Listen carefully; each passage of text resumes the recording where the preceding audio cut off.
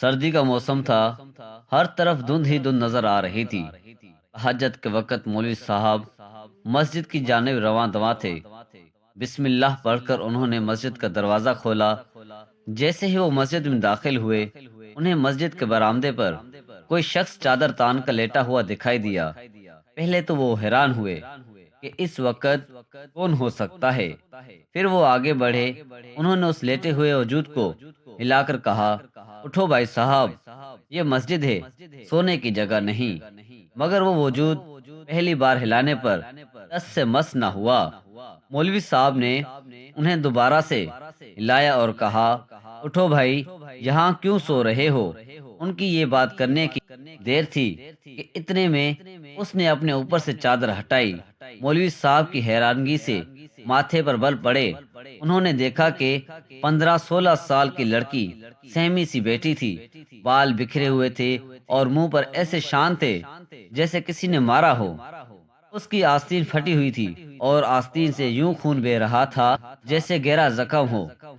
مولوی صاحب نے حیرت سے پوچھا، بیٹی تم کون ہو؟ یہاں کیوں بیٹھی ہو؟ پہلے تو لڑکی ڈر گئی، کچھ نہ بولی، مگر پھر مولوی صاحب کے دوبارہ پوچھنے پر بتانے لگی، میرا نام کرن ہے اور میں ہارون آباد کے ایک گاؤں سے آئی ہوں۔ مولوی صاحب نے کہا، وہ تو ٹھیک ہے بیٹا، مگر تم یہاں چھپ کر کیوں بیٹھی ہو؟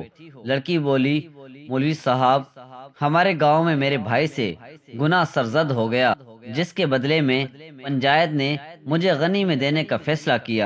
میں تو اس چیز کے لیے تیار نہیں تھی۔ گھر والوں نے مجھے بتا مارا، مگر میں نہ مانی، بس وہاں سے بھاگ گئی اور مسجد میں پناہ لے لی، کیونکہ یہ تو اللہ کا گھر ہے، جہاں سے تو کوئی نہیں نکال سکتا۔ مولوی صاحب لڑکی کی باتیں سن کر سوچ میں پڑ گئے۔ سوچنے لگے کہ اس طرح اس لڑکی کو یہاں پر نہیں رکھا جا سکتا۔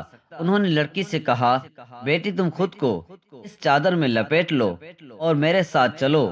لڑکی نے ایسا ہی کیا۔ لڑکی کے پاس چھوٹی سی گٹھڑی تھی جسے اس نے ساتھ اٹھا لیا اور مولوی صاحب کے پیچھے چل دی۔ مولوی صاحب اسے اپنے گھر لے گئے۔ گھر میں ان کی بیوی اور ایک بیٹا رہتے تھے۔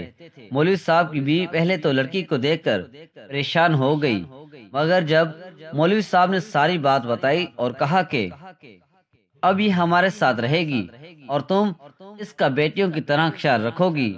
ان کی بیوی بھی انتہائی نیک دل عورت تھی۔ اس نے اپنے شوہر کی ہاں میں ہاں ملائی۔ مولوی کا بیٹا بھی وہیں موجود تھا۔ اس نے جب لڑکی کو دیکھا، اس کا دل تیزی سے دھڑکنے لگا۔ اس نے اتنی معصومیت آج تک کسی کے چہرے پر نہیں دیکھی تھی۔ وہ ڈری ڈری لڑکی اسے آسمان سے اتری پڑی لگی۔ مولوی صاحب کی بیوی اسے گھر کے خالی کمرے میں لے گئی اور اس سے کہا، اپنا سامان مجھے دے دو بیٹی، میں سنبھال کر رکھ دیتی۔ مگر کرن کے پس و پیش دیکھ کر مولوی صاحب کی بیوی نے زیادہ اصرار نہ کیا۔ کرن نے تھوڑی ہی دیر کے بعد سامان سے کپڑے نکالے اور بدل کر باقی سامان کی گٹھڑی الماری میں بند کر دی۔ دوپہر کا کھانا مولوی صاحب، ان کی بیوی، بیٹے اور کرن نے اکٹھے کھایا۔ کرن نے لباس تو تبدیل کیا تھا، مگر چہرے پر زخموں کے نشان ابھی بھی واضح تھے۔ مولوی کے بیٹے کا نام احمد تھا۔ احمد کرن کو چور نگاہوں سے بار بار دیکھ رہا تھا۔ اس کی خوبصورتی احمد کو بھا گئی تھی۔ رات کے وقت مولوی صاحب کی بیوی نے مولوی صاحب سے کہا، میرے دل میں ایک بات صبح سے کھٹک رہی ہے۔ مولوی صاحب نے پوچھا، کیا ہوا؟ آپ کیوں پریشان ہیں؟ کہنے لگی، آپ نے یہ نوجوان لڑکی کو اس گھر میں رکھا تو ہے، مگر کل کو اونچ نیچ ہو گئی تو ہم کیا کریں گے؟ اس سے بہتر ہے کہ اس کا نکاح احمد سے کروا دیں تاکہ بعد میں کوئی مسئلہ نہ ہو، ہم بھی اس کے محافظ بنیں اور اس کے حقدار ہوں۔ مولوی صاحب کو بھی بیوی کی بات ٹھیک لگی، کیونکہ وہ بچی انہیں بھی معصوم اور پیاری لگی تھی، مگر پھر بھی زمانے کی ہوا انسان کو لگتے دیر نہیں لگتی۔ مولوی صاحب نے احمد اور کرن کو اپنے کمرے میں بلایا اور کہا، بچوں، میں تم دونوں سے ضروری بات کرنا چاہتا ہوں۔ اللہ نے ہر چیز کا ایک قانون اور قاعدہ بنایا ہے۔ مجھے کرن بیٹیا کو یہاں رکھنے پر کوئی اعتراض تو نہیں ہے، یہ ہماری بیٹیوں جیسی ہے، لیکن ہم ایک معاشرے میں رہتے ہیں، لوگ 100 طرح کی باتیں بنا سکتے ہیں۔ اگر تم دونوں راضی ہو تو میں تم دونوں کا نکاح کروا دیتا ہوں، تاکہ بعد میں کسی کے پاس کوئی بات کرنے کو نہ رہے۔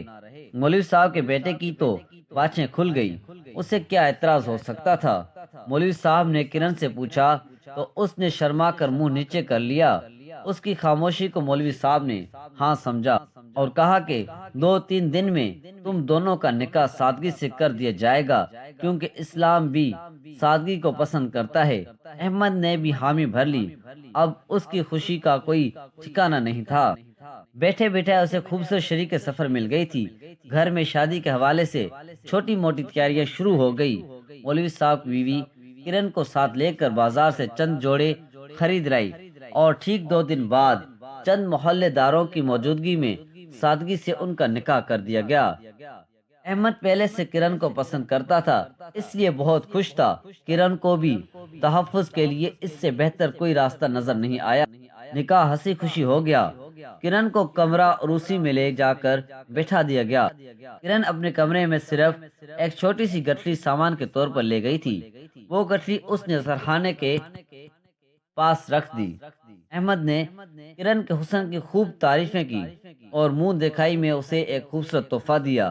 پھر اچانک احمد کی نظر وہاں پڑی گٹھڑی پر پڑی۔ احمد نے کہا، یہ کیا ہے؟ کرن ذرا دکھاؤ تو صحیح۔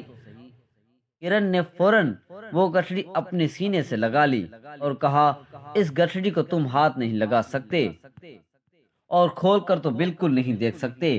احمد پہلے حیران ہوا، پھر اس نے کہا، یہ کیا بات ہوئی؟ تب کرن نے کہا، یوں سمجھو اس گٹھڑی میں میری جان ہے، اگر تم نے اسے کھولنے کی کوشش کی تو میں مر جاؤں گی۔ احمد اس کی بات پر مسکرا دیا اور کہا، یہ کیسی بچوں جیسی ضد کر رہی ہو؟ کرن نے کہا، میں سچ کہہ رہی ہوں۔ پھر کرن نے تو ضد شروع کر دی، تم قرآن کی قسم اٹھاؤ کہ تم اسے کبھی بھی ہاتھ نہیں لگاؤ گے اور نہ ہی اس گٹھڑی کے حوالے سے مجھ سے سوال کرو گے۔ تب احمد کو لگا کہ معاملہ واقعی سنگین ہے۔ اس نے اپنی بیوی کی خوشی کے لیے قرآن کی قسم کھا لی اور کہا کہ کبھی اسے کھولنے کی کوشش بھی نہیں کروں گا۔ اگلی صبح کرن کو احمد نے منہ اندھیرے اٹھا دیا اور کہا کہ اٹھو کرن، ہم اپنی زندگی کی شروعات نماز سے کریں گے۔ آج سے تم بھی نماز کی پابندی کرو گی اور ہم کوشش کریں گے۔ مگر جب میں نے تمہیں گٹھڑی کھولے دیکھا تو مجھے افسوس ہونے لگا، کاش یہ حقیقت مجھ پر پہلے آشکار ہو جاتی۔ بتاؤ کیا وہ سچ ہے جو میں نے دیکھا؟ کرن